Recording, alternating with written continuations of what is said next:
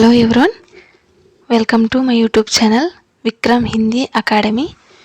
इस YouTube channel में हम लोग हिंदी लिटरेचर के बारे में चर्चा कर रहे हैं। पिछली कक्षाओं में बिहारी लाल के बारे में संक्षिप्त समाचार सुने हैं और कुछ दोहों के बारे में भी चर्चा किए हैं। बाकी दोहों के बारे में इस क्लास में सुनेंगे।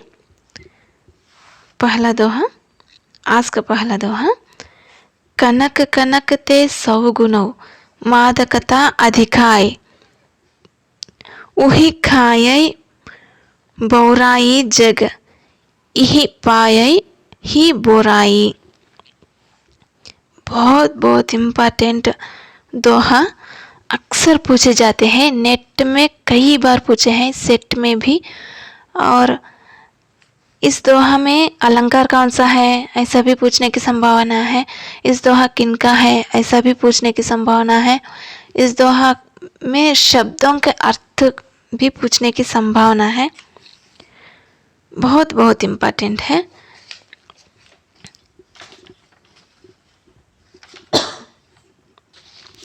यहाँ पर कनक माने सोना, और एक कनक भी है, और एक कनक का मतलब है धतूरा। यहाँ पर शब्द एक ही है लेकिन अर्थ अलग अलग है। कनक कनक, एक कनक का अर्थ है सोना, दूसरा कनक का अर्थ है धतूरा। ते माने से, सौ माने सौ, गुना माने सौ गुना। मादकता माने मदमस्त कहते हैं ना, मदमस्त यानी पागल बनाने की शक्ति जिसमें रहती है, इसे मादकता कहते हैं। अधिकाई माने अधिक, उही माने धतूरा। यहाँ पर एक कनक का अर्थ धतूरा है ना, उसी धतूरा के बारे में बोल रहे हैं, उही धतूरा। बौराई माने बावली होती हैं, यानी पागल हो जाती हैं। इस दोहे में कवि अत्यधिक धन संचय के बुरे परिणाम के प्रति पाठक को चेतावनी दे रहे हैं। वे कहते हैं कि सोना धतूरे से 100 गुनी मादकता होता है। धतूरा खाने से आदमी पागल हो जाता है, लेकिन सोना यानी संपत्ति पाने से मनुष्य सिर्फ पागल ही नहीं होता है, वह घमंड करने लगता है, बड़ों का आदर नहीं करता, बुरी आदतों का शिकार बन जाता है, अपनी प्रतिष्ठा और मान मर्यादा को नष्ट कर लेता है। इसलिए संसार में ऐश्वर्य बुरी वस्तु है। मानव को चाहिए कि उससे बचकर रहें, या उसकी लालच में न पड़े, या फिर उसको पाकर भी अपने मन को वश में रखना चाहिए। इस दोहा में कनक कनक शब्दों में यमक अलंकार का प्रयोग किया गया है। बहुत इम्पोर्टेंट है। इस दोहा में कौन सा अलंकार है ऐसा पूछ सकते हैं। कनक कनक दो शब्द आए हैं ना, एक ही शब्द 2 बार आया है और दोनों अर्थ को लेके आए हैं। यहाँ पर यमक अलंकार है। बहुत इम्पोर्टेंट दोहा बिहारी लाल ने बताए गए हैं। जो लोग संपत्ति पर ज़्यादा मोह रखते हैं ना, उन लोगों के लिए यह जबरदस्त दोहा है, बहुत उपयोगी है। ठीक है, नेक्स्ट दोहा सुनेंगे।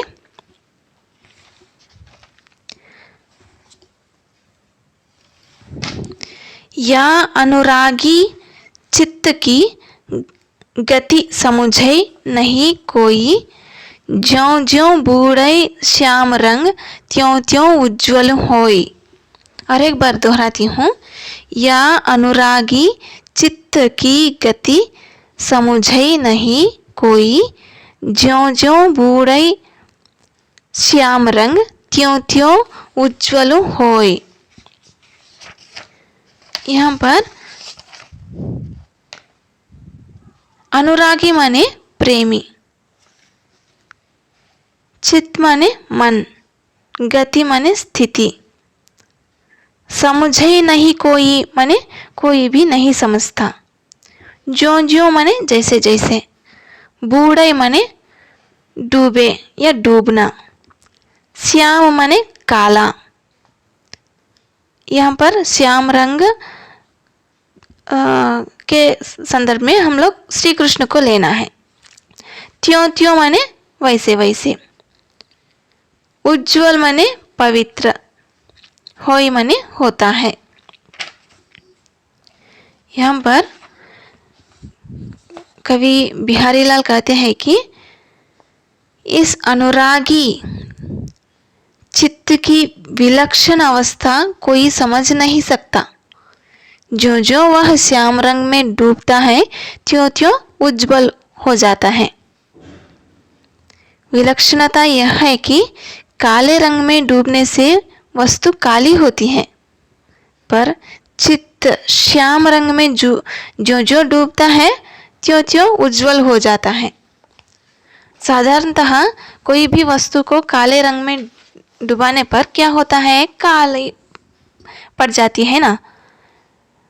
इसी तरह यानी यहाँ पर श्री कृष्ण को लेना है। श्याम रंग माने काली रंग का मतलब है यहाँ पर श्री कृष्ण को समझना है। श्री कृष्ण की उपासना में डूबने पर हम लोग उज्जवल बन जाते हैं, हमारी जिंदगी जो है उज्जवल बन जाता है, ऐसा बोल रहे हैं बिहारी लाल। बहुत इम्पोर्टेंट दोहा अक्सर पूछे जाते हैं। नेक्स्ट दोहा सुनेंगे।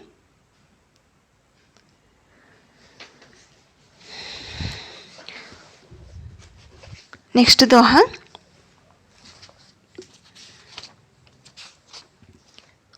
कोव कोटिक संग्रहों कोव लाख हजार, मोह संपत्ति जदुपति सदा, विपत्ति बिदारन हार। और एक बार दोहराती हूँ। कोव कोटिक संग्रहों कोव लाख हजार, मोह संपत्ति जदुपति सदा, विपत्ति बिदारन हार। को माने कोई, कोटिक माने करोड़, संग्रहों माने संग्रह करता है, मोह माने मेरा, जदुपति माने श्री कृष्ण, सदा माने हमेशा, विपत्ति बिदारनहार माने विपत्ति दूर करने वाला।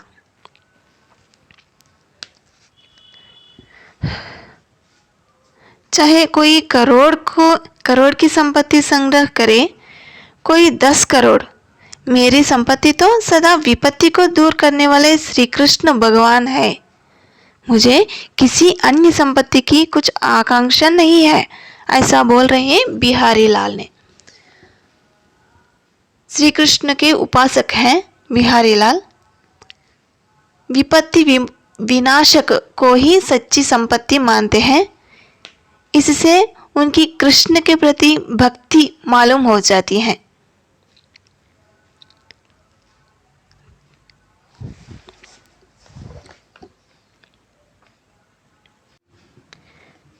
यहाँ पर कवि बिहारी लाल करोड़ों संपत्ति को 10 करोड़ को भी अपनी संपत्ति नहीं समझती हैं। जो विपत्ति से दूर करता है वही अपनी संपत्ति मानता है। ऐसा विपत्तियों से दूर करने वाले हैं श्री कृष्ण, इसलिए श्री कृष्ण भगवान को अपनी संपत्ति मानता है। नेक्स्ट दोहा सुनेंगे।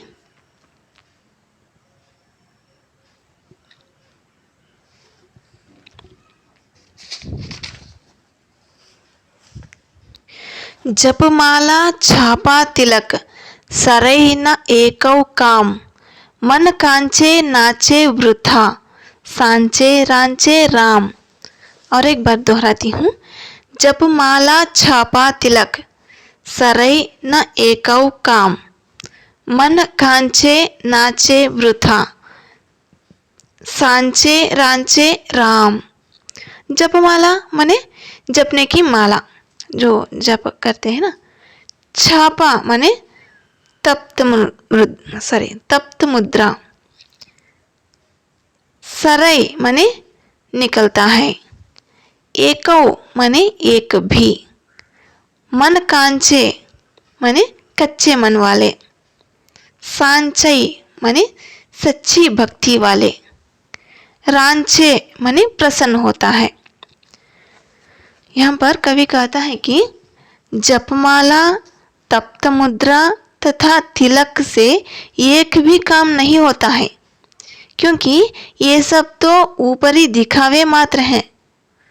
कच्चा मन वाला ही बिना कुछ लाभ के नाचा करता है। भगवान तो सच्ची भक्ति से प्राप्त होता है। इसमें बताया गया है कि भगवान ऊपरी दिखावे से प्रसन्न नहीं होता है, वह तो सच्ची भक्ति से मिलता है। ऐसा संदेश दे रहे हैं कवि बिहारी लाल ने। बहुत इंपॉर्टेंट दोहा कई बार पूछे गए हैं। नेक्स्ट दोहा सुनेंगे। दीर्घ सांसन लेहु दुख, सुख साई ही न भूली। दई दई क्यों करतु है, दई दई सुख कबूली। और एक बात दोहराती हूँ। दीर्घ सांसन लेह दुख, सुख साई ही न भूली। दई दई क्यों करतु है, दई दई सुख कबूली। यहाँ पर दीर्घ सांस माने लंबी सांस। साई माने भगवान।